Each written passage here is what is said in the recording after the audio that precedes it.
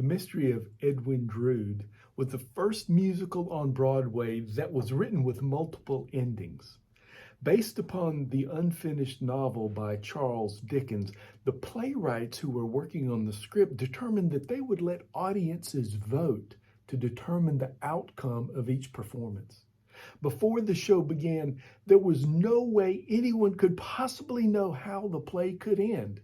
The audience didn't know, the actors didn't know, no one knew until the audience helped determine which direction it would go.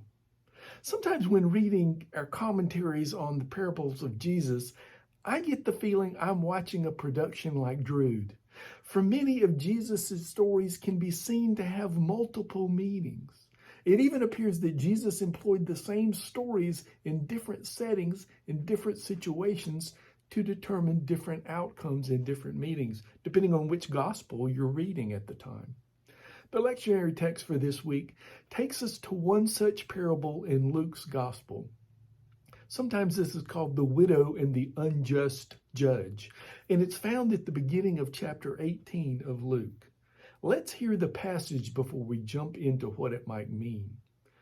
Then Jesus told his disciples a parable to show them that they should always pray and not give up. He said, in a certain town there was a judge who neither feared God nor cared what people thought. And there was a widow in that town who kept coming to him with the plea, "Grant me justice against my adversary." For some time he refused, but finally he said to himself, "Even though I don't fear God or care what people think, yet because this widow keeps bothering me, I will see that she gets justice so that she won't eventually come and attack me." And the Lord said, "Listen to what the unjust judge says. And will not God bring about justice for his chosen ones who cry out to him day and night? Will he keep putting them off? I tell you, he will see that they get justice, and quickly. However, when the Son of Man comes, will he find faith on earth?" Luke, the narrator of this gospel, introduces the short parable by divulging the theme before the story is told. But Luke's introduction has proven problematic as his explanation seems different from Jesus' own explanation. If we don't read to the end and hear what Jesus has to say, the parable might come away meaning something different for us. We might come away believing that God will only reluctantly answer the prayers of those who pester him or who pray over and over and over and over again, begging God for help, or even those who threaten violence to get what they want. We could come away believing that this story holds a setup for getting whatever we want for God, even if it doesn't necessarily fit within what we know of God's will. We could come to believe that this is a how-to guide for manipulating an ambivalent God. But the idea seems to go against Jesus' summary in the end. Jesus explains that God always hears the cries of God's children and responds quickly. The admonition for consistent praying is not to get God to act, but to increase and maintain the faith of the one praying. Before we dive too deeply into possible meanings of the text, let's get some background. Throughout the Old Testament, there are appeals and mandates to care for widows and orphans. Typically, we've been taught that in Jewish society, the only time that only an adult male was allowed to speak in court. If a woman needed to make an appeal in court, or even to the religious authorities, a man would have to speak on her behalf. That belief is not entirely accurate. There are plenty of examples in Scripture when women did speak for themselves and did show agency. In fact, there are quite a few Old Testament laws about caring for the widows and orphans and even foreigners visiting our land. These are categories of people who may not have had a voice in the society and may be prone to be taken advantage of.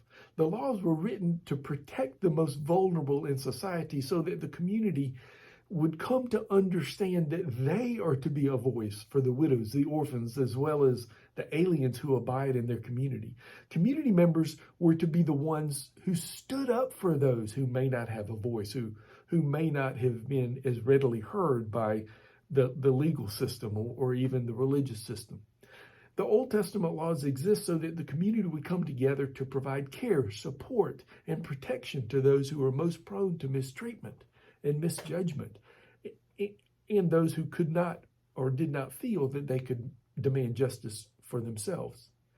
Though there's universal appeal to care for widows and orphans in our scriptures, the widows named in the Bible are not typically defenseless or weak, and are often the heroes of the stories where they show up. Consider Tamar or Naomi and Ruth and Orpah, or maybe Abigail and the woman at Tekoa and the woman of Zarephath and Judith. All of them defy the stereotype of a weak, defenseless woman. All of them spoke up and took actions into their own hands. Most of the widows, likewise, in Luke's gospel, defy stereotypes. In Luke's narratives, the women are typically not independent and outwardly demanding, but instead of violence or conniving and manipulation, they resort to prayer and faith as their superpowers. Consider Anna, who was in the temple at the time of Jesus' dedication as a baby, or maybe the widow of Nain, whose son Jesus raised from the dead. Jesus gives agency to all of the women in Luke's gospel and in the parables where they're main characters. Remember Mary, Martha, and the woman at the well, the woman who lost her coin, and many others. All are highlighted as being smart, ingenious, independent women of faith and influence. The imagery in this passage would be so much better if we would read it in Greek.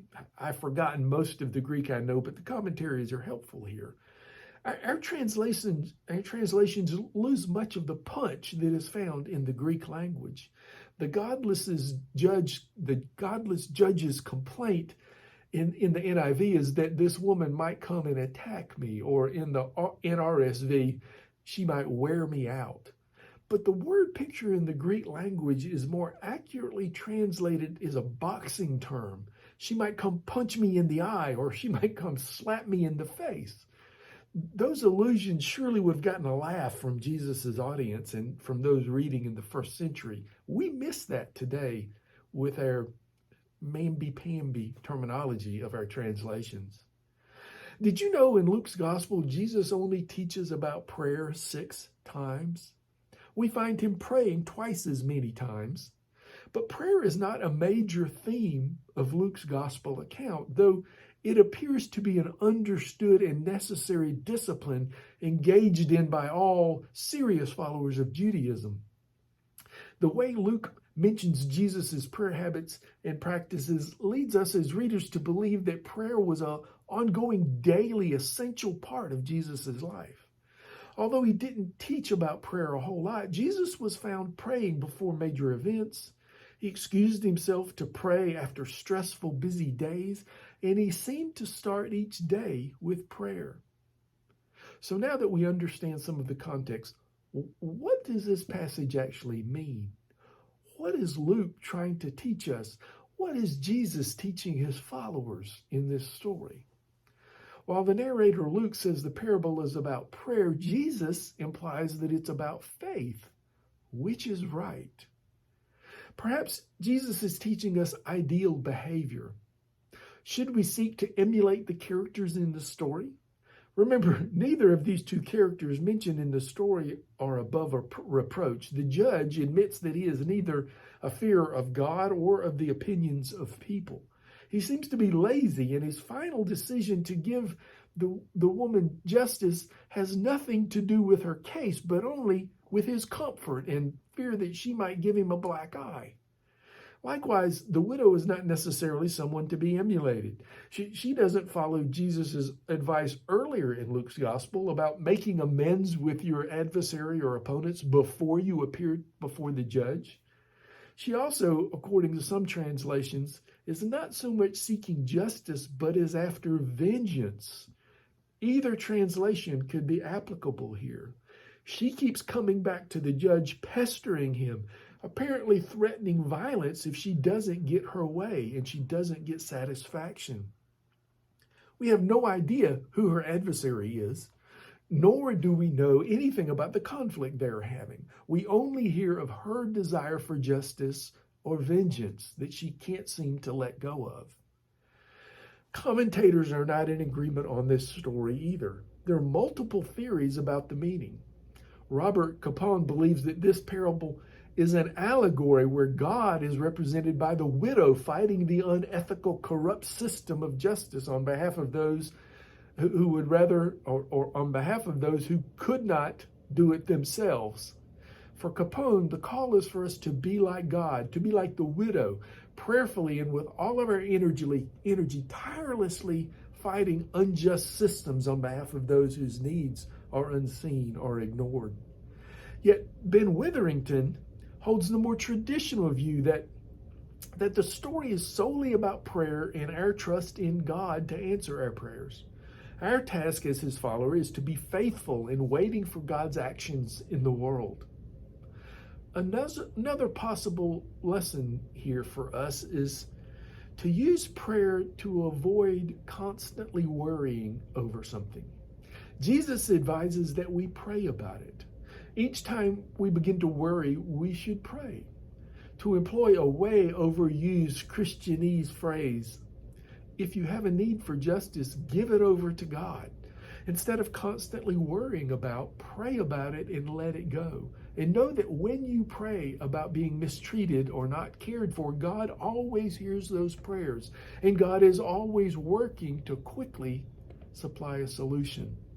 It may take a while for us to see the results, but that doesn't mean God has not heard or that God does not care.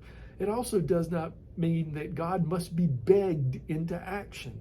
God always hears and responds to the needs of God's people, as Jesus says at the end of the story. So what does the story really mean? What is the right answer? Many folks approach scriptures looking for a hard-line, definitive answer to an issue or a problem. I mean, this is the Bible, isn't it? Weren't we taught that the Bible contains all of the answers we will ever need to live a holy life that's approved by God? Lots of folks hold that perspective and go to the Bible wanting those kinds of results. Others, however, believe that our scriptures are not so much there to give definitive answers as they are keeping the essential questions ever before us. And they're more concerned with keeping the dialogue alive between us and with God. Jewish New Testament scholar A.J. Levine believes that this story is intentionally left open-ended so that each person can take away what they need to hear in the moment. The parable is a lot like Edwin Drood. It's a lot like the musical where what you need to get from it, what you need it to mean to you in the moment in your life can be acceptable. What interpretation most meets your needs right now? Do you need justice? Then read this parable as a story of God fighting on the side of those who are voiceless, who are at the end of their rope, or who need divine intervention. Do you need comfort? Then read this story as being about God hearing the prayers of God's people and acting in God's time and in God's way. Rest in God's arm and give your worry over to God's care. Do you see injustice all around you? Read this then as an encouragement to act on behalf of those who are voiceless, who need allies, who need support and care. Do you need confidence that God has heard your prayer and listens to your pleadings? Then read Jesus' words at the end of the story that God always hears the prayers of God's people, and God is always working on their behalf, even if we can't see God's hand in the moment, even if the results are slow in coming. This story is not about a callous God who must be pestered by your prayers to be heard, or about an aloof deity who must be manipulated to get the results you desire. No, God is love. God is caring, and God is on the side of justice. If what you need to hear falls within one of those categories, this parable can be an encouragement for you. Pick your ending and go with it, because that's what it's about in the moment.